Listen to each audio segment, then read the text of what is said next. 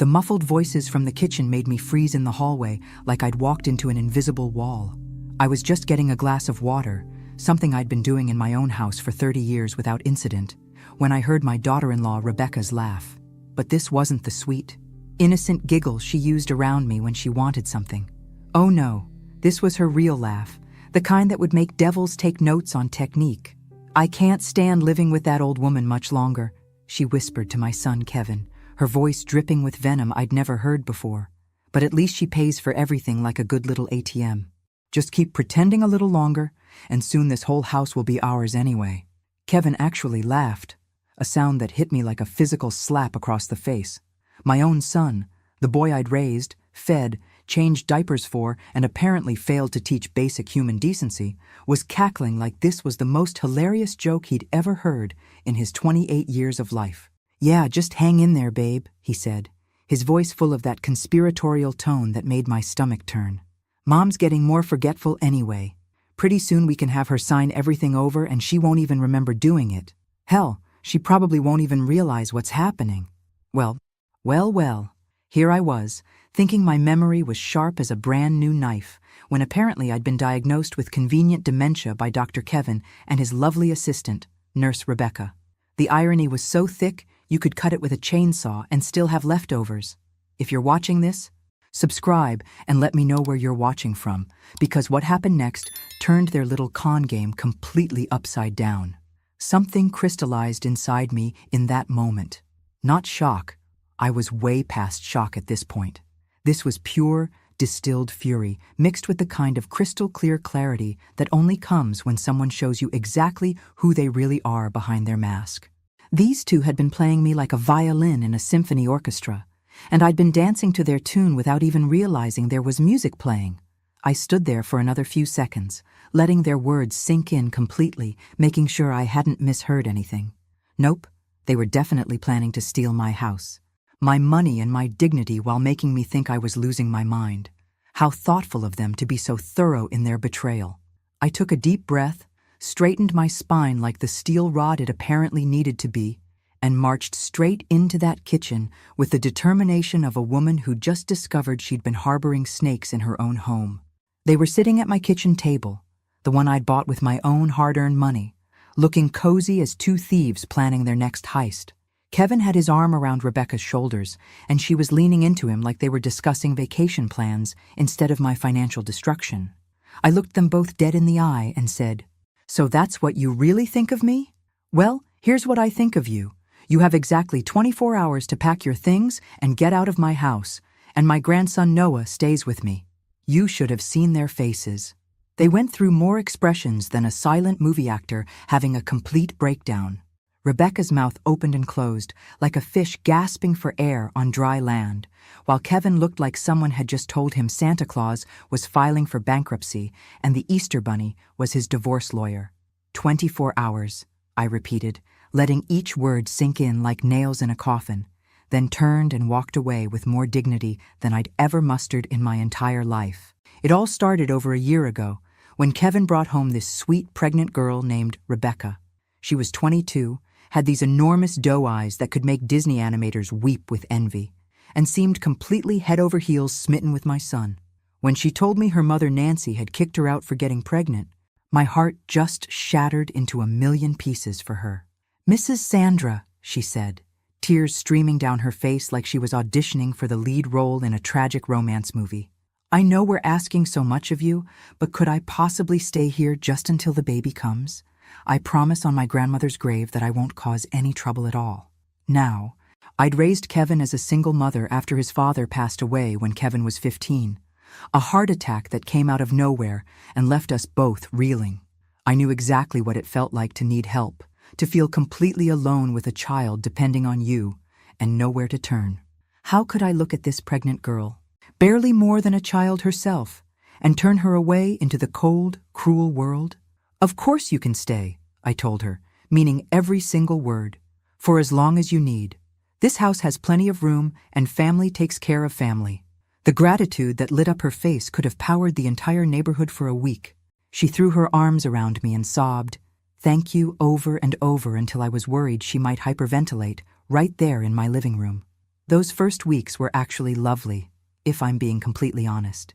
Rebecca was well along in her pregnancy, about 7 months, she said, so we didn't have long to wait for my first grandchild.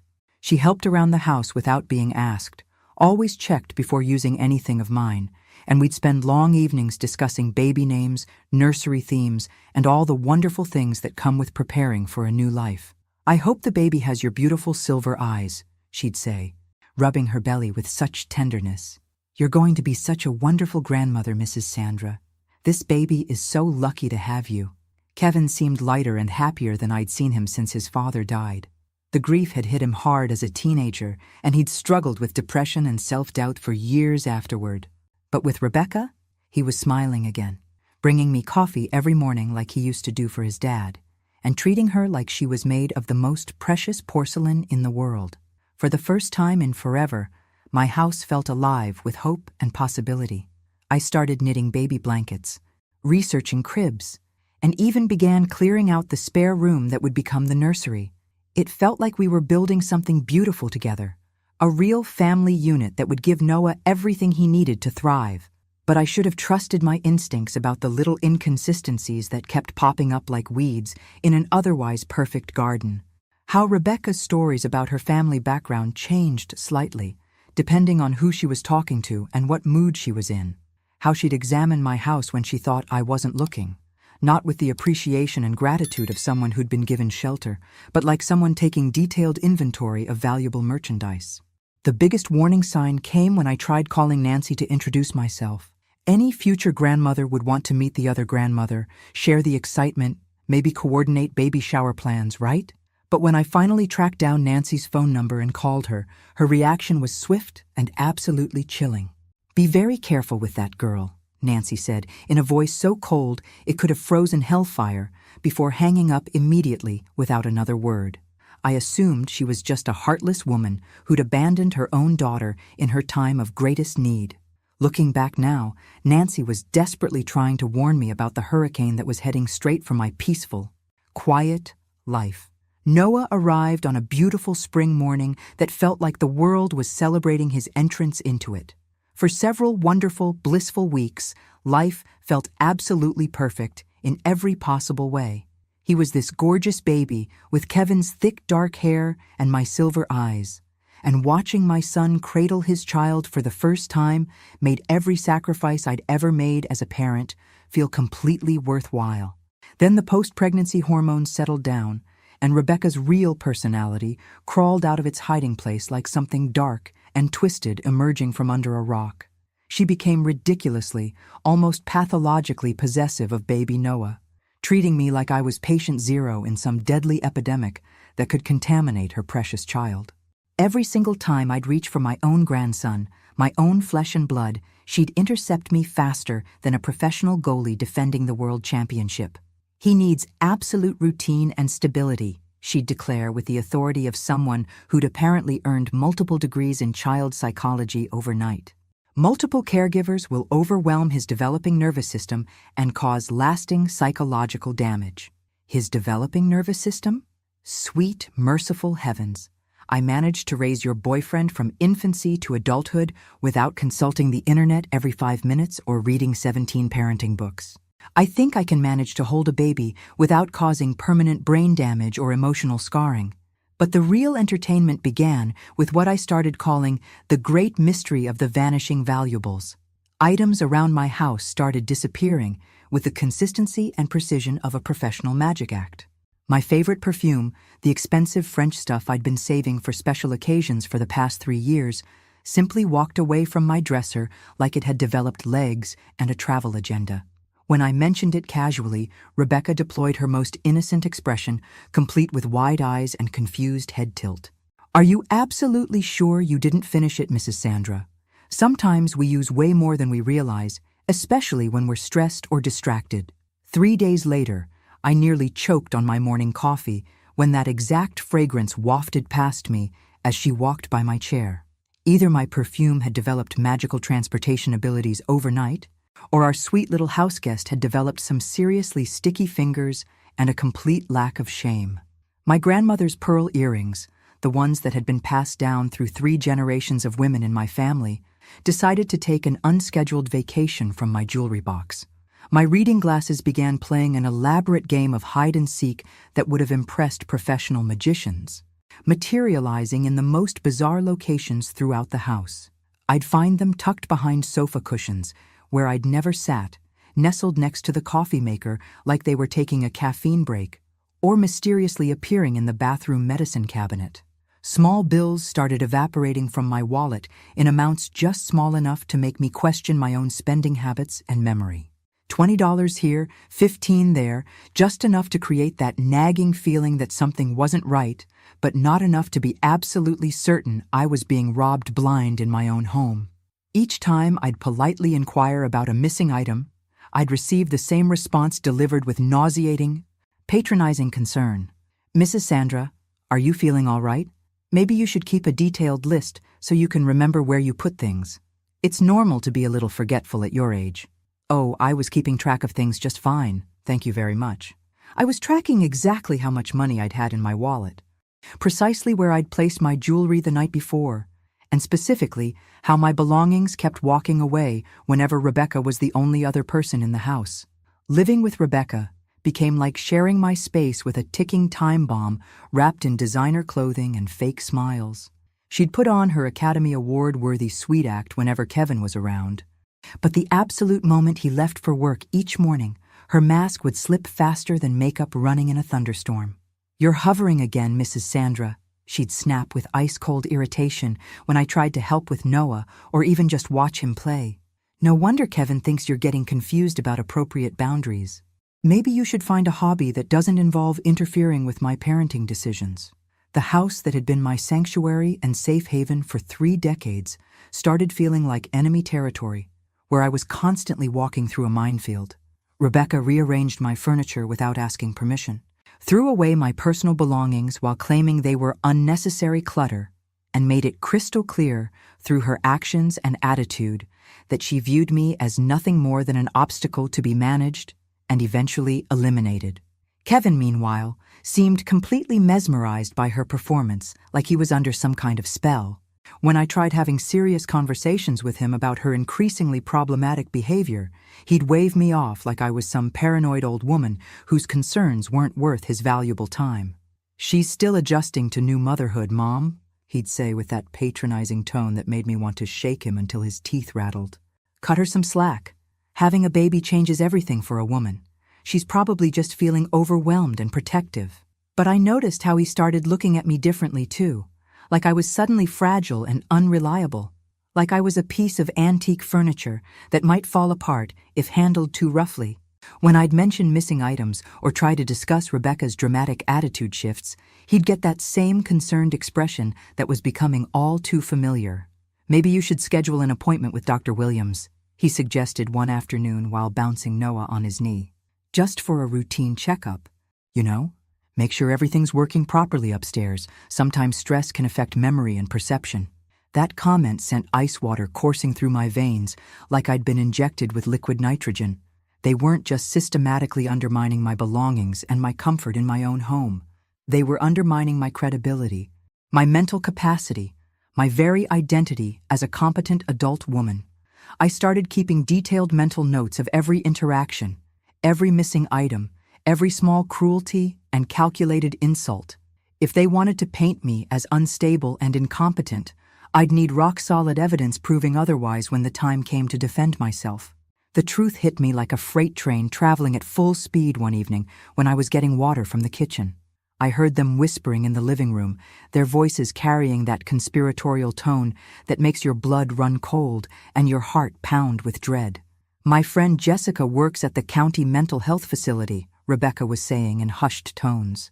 She mentioned that getting someone evaluated for their own safety really isn't that complicated if you document concerning behaviors properly and consistently. Kevin's voice carried hesitation and uncertainty. "That seems pretty extreme, don't you think? Maybe we should explore assisted living options first, or hire a part-time caregiver to help her out." "Kevin, she accused me of theft again today, right in front of Noah," Rebecca replied with practiced emotion. "It's escalating rapidly, and it's creating a toxic environment for our son." Do you really want your child growing up around someone who's clearly losing touch with reality? I crept closer to the doorway, my heart hammering against my ribs like a caged bird desperate to escape. She raised me, Rebecca. She sacrificed everything for me after Dad died. I can't just abandon her when she needs help. You're not abandoning her at all. You're ensuring she gets the professional care she desperately needs. And honestly, Noah deserves stability and security. This house, his college fund, all the financial planning she's done.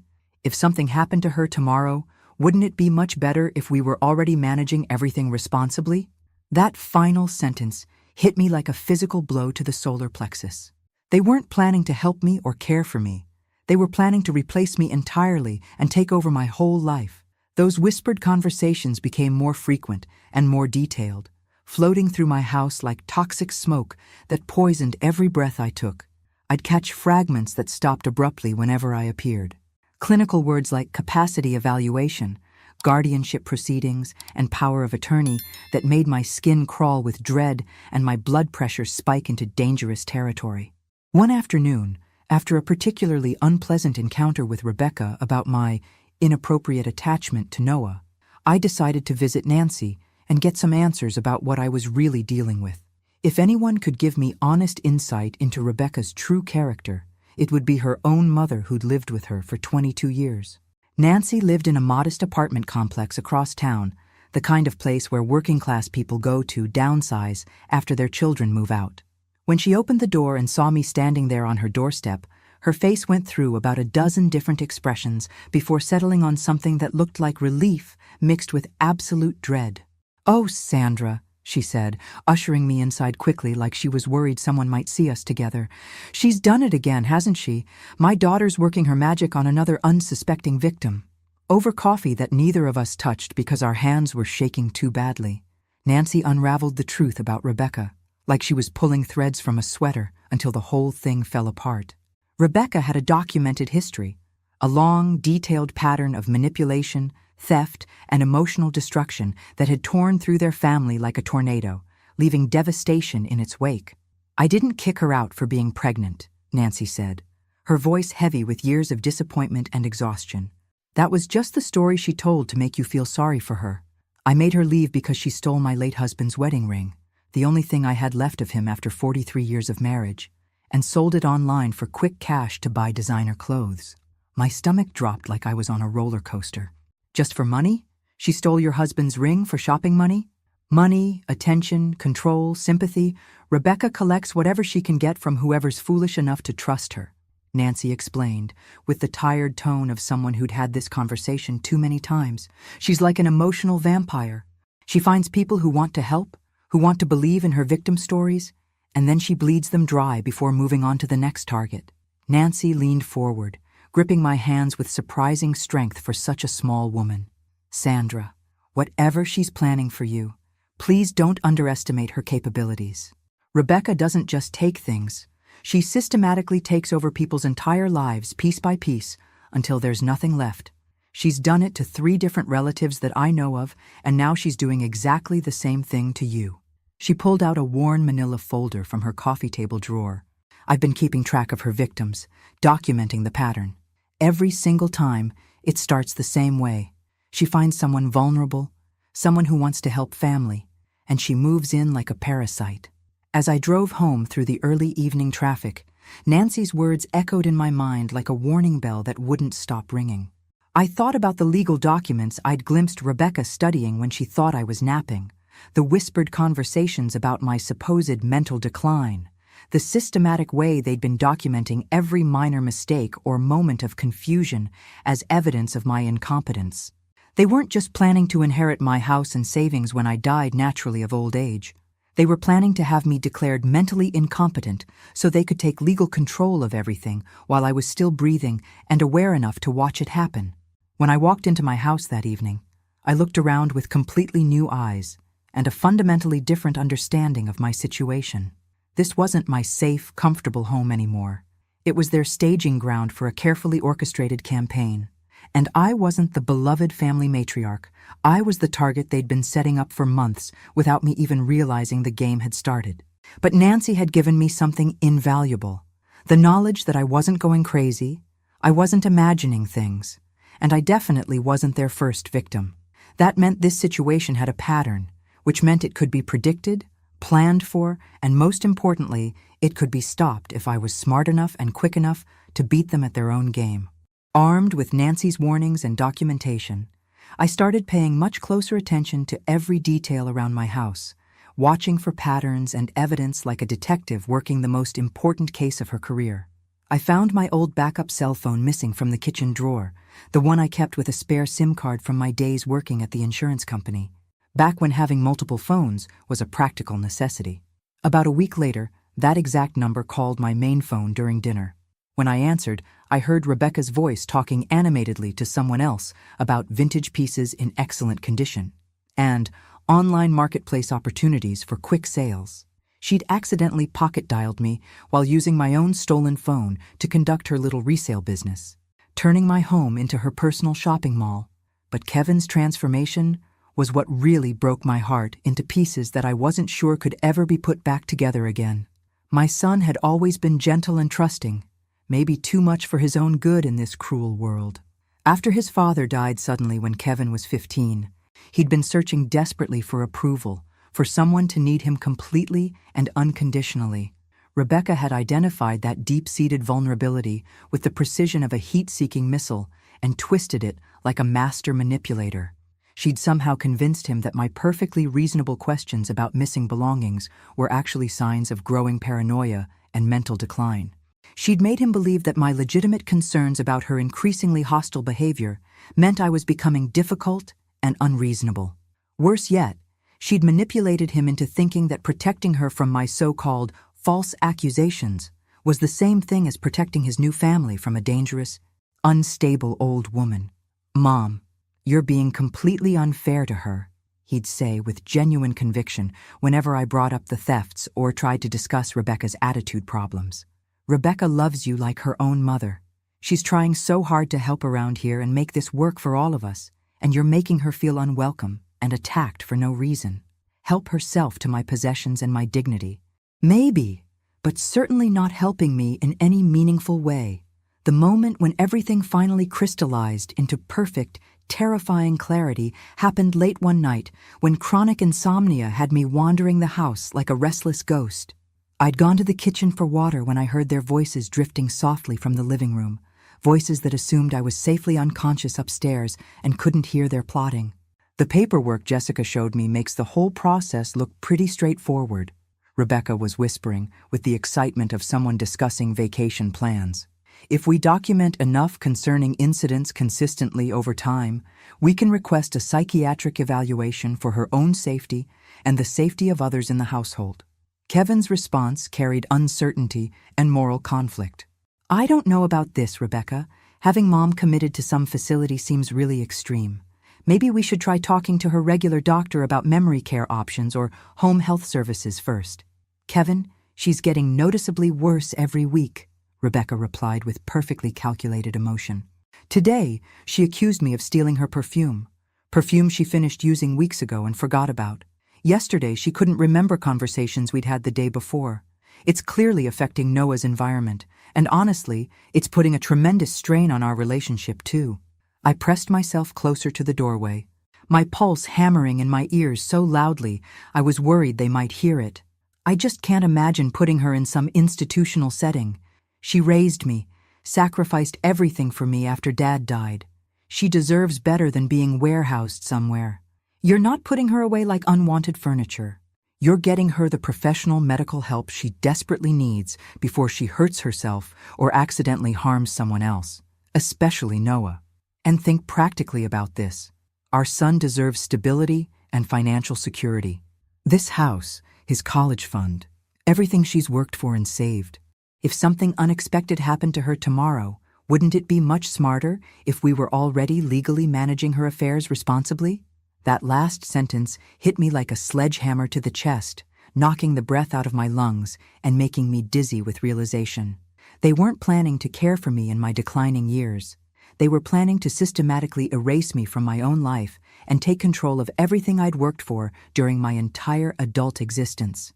The morning after I'd given them their eviction notice, I woke up feeling like I'd finally rediscovered my backbone after months of letting it collect dust in storage. In less than 12 hours, these two professional parasites would be packing their bags and looking for their next set of suckers to manipulate and con. I was actually humming an old jazz standard while making my morning coffee, already planning how I'd redecorate the house once they were gone, when I heard multiple vehicles pulling into my driveway with the efficiency of a military operation. Through the kitchen window, I saw an ambulance, a county mental health van, and a police cruiser parked outside like I was hosting the world's most depressing block party. Two men in medical uniforms were walking toward my front door with clipboards, official expressions, and that professional "we're here to help" demeanor that immediately made my blood pressure spike into the danger zone. Well, wasn't this a delightfully unexpected plot twist? What absolutely perfect timing that mental health professionals would arrive at my doorstep exactly 12 hours after I'd shown their meal tickets the exit door. The coincidence was so remarkable it could have won awards for creative scheduling. Kevin appeared at my side before I could fully process what was happening, his voice carrying that practiced, concerned son tone he'd apparently been rehearsing for weeks. "Mom, these people are here to help you. You seemed really confused and agitated yesterday evening. We're worried about your safety." Confused? I looked at him like he'd suddenly grown a second head and started speaking ancient Greek. "The only thing I'm confused about is how you managed to arrange this professional intervention so quickly. Do mental health services typically work on such short notice? Or did you have this planned in advance?" Rebecca materialized from the hallway like a ghost appearing for a haunting, complete with Noah in her arms and fresh tears streaming down her face in what had to be the performance of her entire acting career. "Mrs. Sandra, we're so terribly worried about you. Yesterday you were saying such strange, hurtful things, and this morning you seemed completely disoriented when you woke up. You didn't even remember our conversation from last night." Disoriented? The only thing disorienting was watching my own family orchestrate my betrayal in real time with the precision of a Swiss watch and the ethics of a pack of hungry wolves. One of the medical professionals stepped forward with his clipboard already filled out in suspicious detail. "Ma'am, your family has expressed serious concerns about your mental state and cognitive function. They've provided extensive documentation of concerning behavior patterns, and we're here to transport you for a mandatory 72-hour psychiatric evaluation." Documentation? I laughed, but there was absolutely no humor in the sound. What kind of comprehensive documentation could they possibly have created overnight? Or have you been planning this little surprise party for longer than I realized? But Kevin was already showing them official-looking papers printed on letterhead from doctors whose names I'd never heard in my life, forms that had apparently been prepared well in advance of yesterday's confrontation. "She's been having serious episodes for months now," he said with the practiced sadness of a soap opera actor going for an Emmy nomination. "Progressive memory loss, paranoid accusations against family members, aggressive behavior toward people trying to help her. Because you have been stealing from me." "You manipulative little weasel," I snapped, but I could see in their eyes that they'd already decided I was the unstable, unreliable one in this carefully orchestrated scenario. The lead paramedic's voice was gentle, but absolutely firm, like he was speaking to a child having a violent tantrum in a grocery store. "Ma'am, that kind of accusatory thinking and hostile language is exactly what we're concerned about. Your family clearly loves you and wants what's best for your health and safety." As they guided me toward the van with gentle but irresistible pressure, because apparently resisting their assistance would just prove their point about my mental instability, I caught sight of Rebecca watching from the doorway with Noah. She wasn't crying anymore, naturally. She was practically glowing with satisfaction, like someone who'd just won the lottery and solved world hunger in the same afternoon. "Don't worry about anything, Sandra," she called out in her sweetest, most innocent voice. "We'll take such wonderful care of everything while you're getting the professional help you need." The van doors closed with finality, and I watched my house disappear behind me through the small window. These two had just played their ace card with masterful timing, and I had to admit it was an absolutely brilliant move that I never saw coming. The psychiatric wing of County General Hospital turned out to be a clean, well-staffed facility that definitely wasn't the medieval dungeon I'd been imagining during the ride over. but it was still fundamentally a place where they kept people who couldn't take care of themselves, and I was absolutely, unequivocally not one of those people, despite what my fraudulent paperwork claimed. The intake process was thorough, humbling, and designed to make you feel like you'd lost control of your own life before you'd even unpacked your belongings. They had me fill out endless forms about my mental state, took my blood pressure multiple times, asked me to rate my confusion and agitation on a scale of 1 to 10, and wanted detailed explanations for why my loving family thought I needed professional intervention.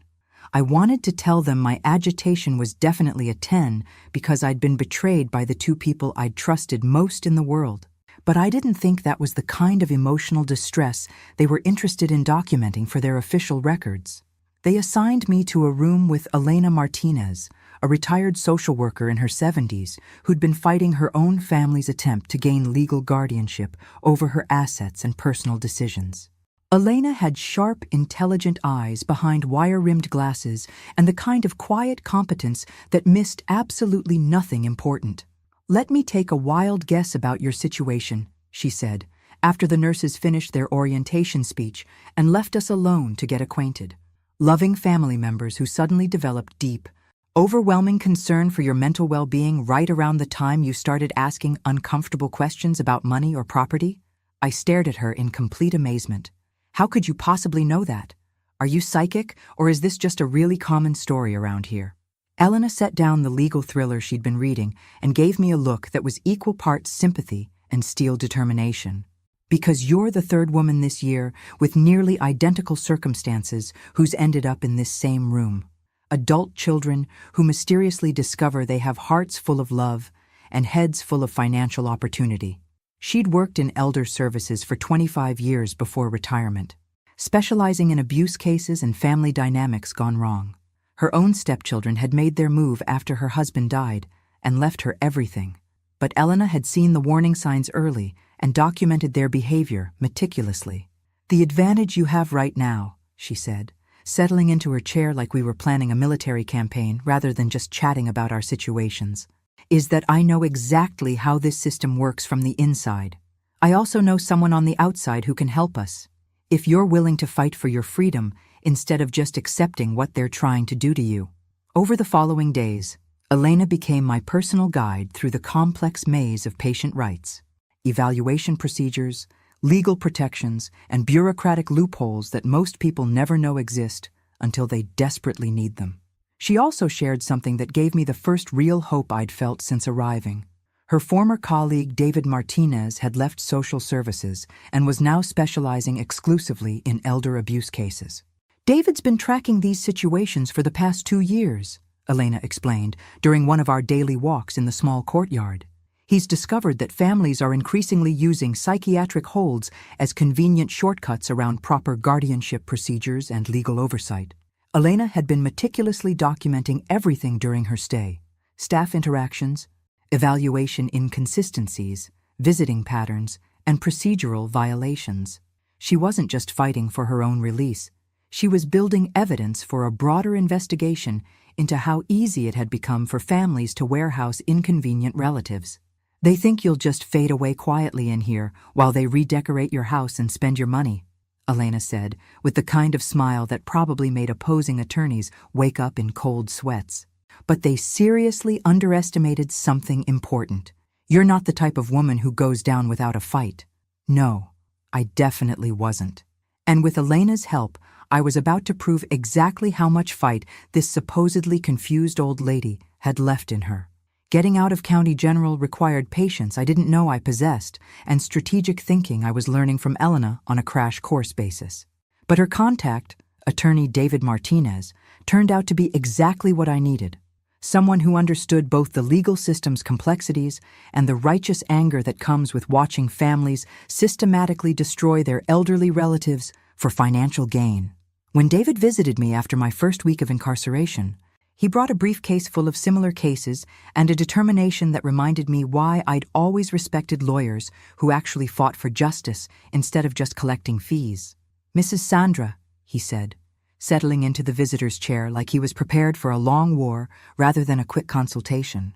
"What's happened to you fits a documented pattern we've been tracking across multiple counties.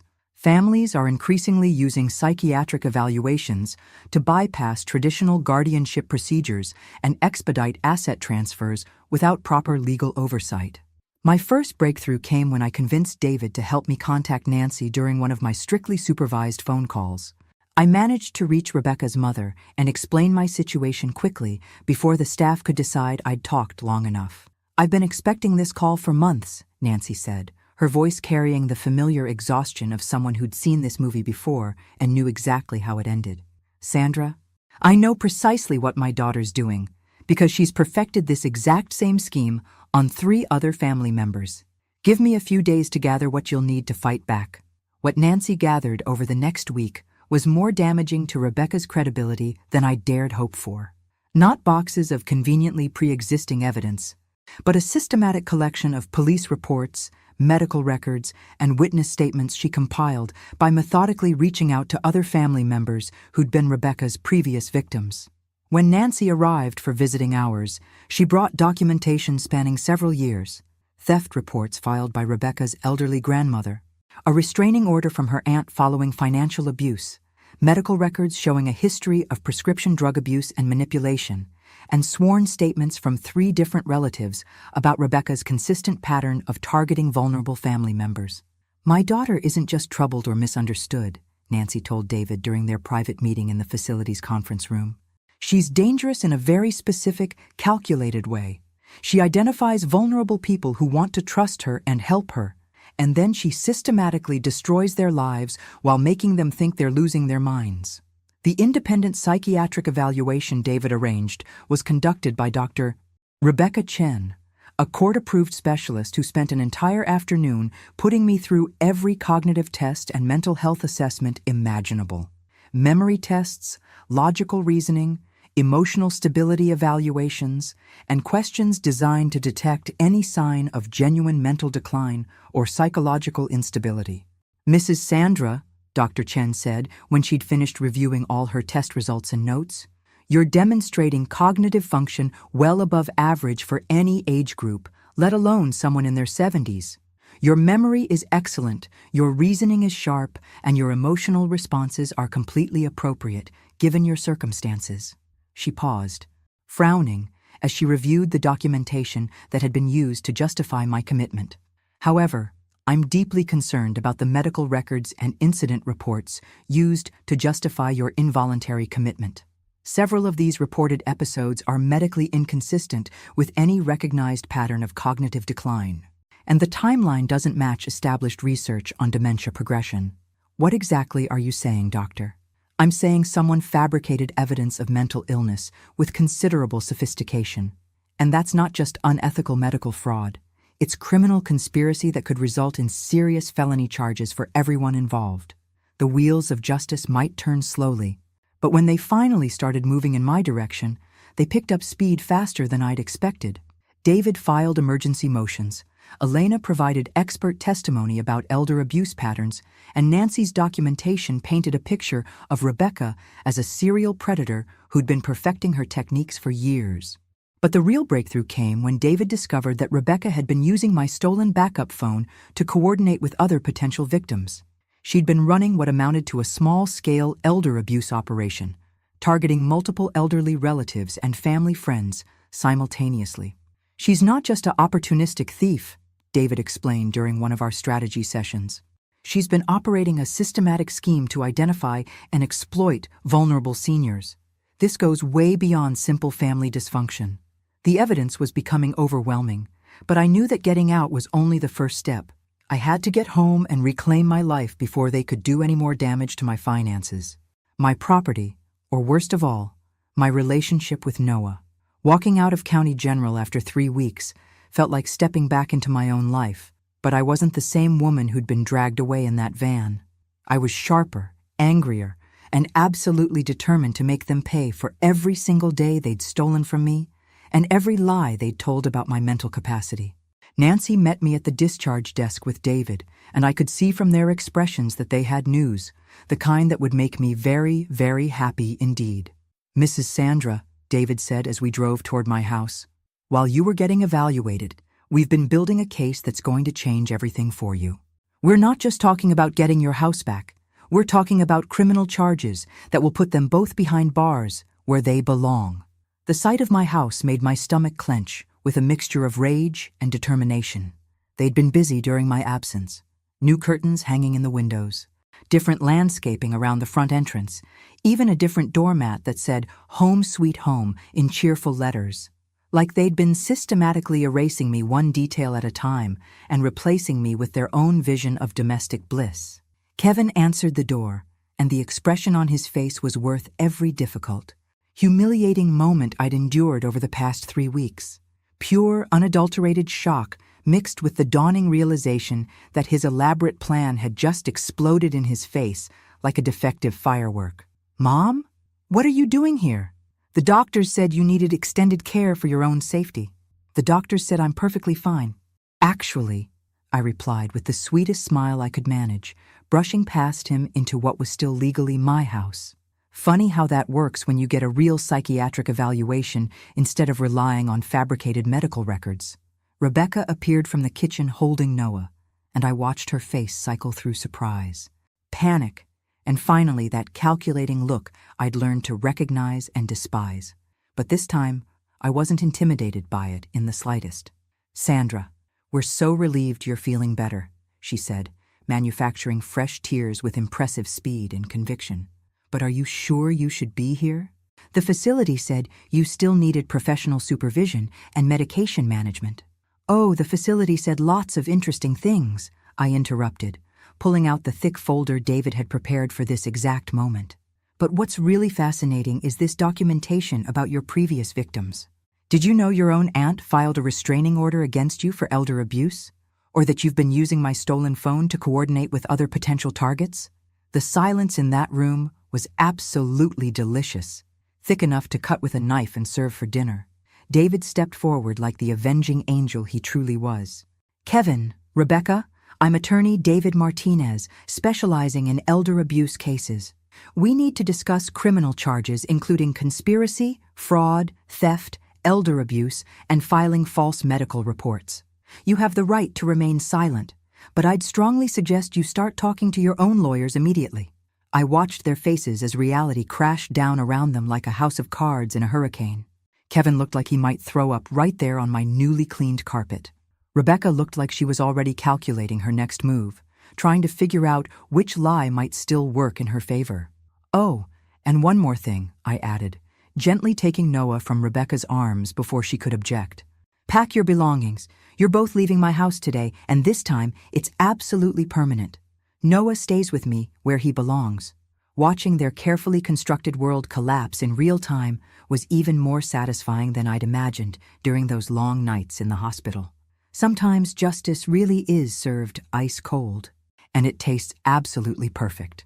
2 years later, I'm sitting in my garden watching Noah chase soap bubbles while I sip coffee that tastes like victory and smells like justice finally served. The house is peaceful, completely mine again, and filled with the kind of quiet contentment that only comes after surviving a war and emerging victorious on the other side. The legal aftermath exceeded even my most vengeful fantasies in the best possible way. Kevin eventually accepted a plea deal that got him 8 months in county jail and 3 years of probation, along with mandatory counseling that David insisted might actually help him develop something resembling a backbone and moral compass. The counseling seems to be working slowly. Kevin visits Noah now under supervised conditions, but our relationship resembles a cautious business arrangement more than the mother-son bond we once had. Some betrayals leave scars that never fully heal, no matter how much time passes. Rebecca, on the other hand, fought her charges all the way to trial with the arrogance of someone who'd never faced real consequences for her actions. Armed with Nancy's comprehensive documentation and Dr. Chen's expert testimony about the fabricated medical records, David painted a picture of systematic elder abuse that had the jury reaching their unanimous guilty verdict in exactly 34 minutes. She was convicted on multiple felony counts: elder abuse, fraud, theft, conspiracy, filing false medical reports, and identity theft. The judge sentenced her to 5 years in state prison with no possibility of parole for the first 3 years, and her parental rights were permanently terminated, the best possible outcome for Noah's future well-being and safety. Nancy has become more than just an ally in this fight. She's become the family I'd forgotten I needed and deserved. She babysits Noah when I have errands to run or doctor's appointments to attend, and we've developed the kind of deep friendship that grows from surviving the same hurricane and helping each other rebuild afterward. We garden together, cook elaborate Sunday dinners, and sometimes just sit on the porch, sharing comfortable silence while Noah naps peacefully between us. I failed completely with Rebecca, Nancy told me recently, while Noah played with his toy trucks at our feet. But maybe helping you raise my grandson right can be my second chance at getting motherhood correct this time around. The financial settlement from the civil lawsuit covered all my legal expenses, and then some. But more importantly, it established legal precedent that's helping other families fight similar battles across the state. David now handles dozens of elder abuse cases each year, and Elena, who was released shortly after me and has become a close friend, has become a fierce advocate for seniors' rights and legal protections. David's law firm has grown into a small but mighty organization that specializes in protecting elderly people from predatory family members, and they've won compensation for victims totaling over $2 million in the past 18 months alone. Sometimes people ask if I regret being so trusting initially, if I blame myself for not recognizing the warning signs sooner, or if I've become bitter about the whole experience. But here's what I've learned through this entire ordeal. The problem was never that I had too much faith in people or that I was too generous with my trust. The problem was that some people have too little character and moral foundation to deserve that faith in the first place. Noah toddles over and climbs into my lap, chattering excitedly about flowers and pointing at my roses with the pure joy and wonder that only small children possess. He calls me Nana now instead of the mama Rebecca had been teaching him, and every time he says it, I'm reminded that some victories are worth every single battle you have to fight to achieve them. I didn't just survive their elaborate betrayal and systematic abuse, I turned it into my comeback story, my second chance at life, and my opportunity to protect other people from going through what I experienced. And that's something no one can ever steal from me again, no matter how hard they might try. The people who tried to bury me forgot something crucial about my generation. We're not dead yet, and we know exactly how much fight we have left in us. Thanks for listening. Don't forget to subscribe and feel free to share your story in the comments. Your voice matters.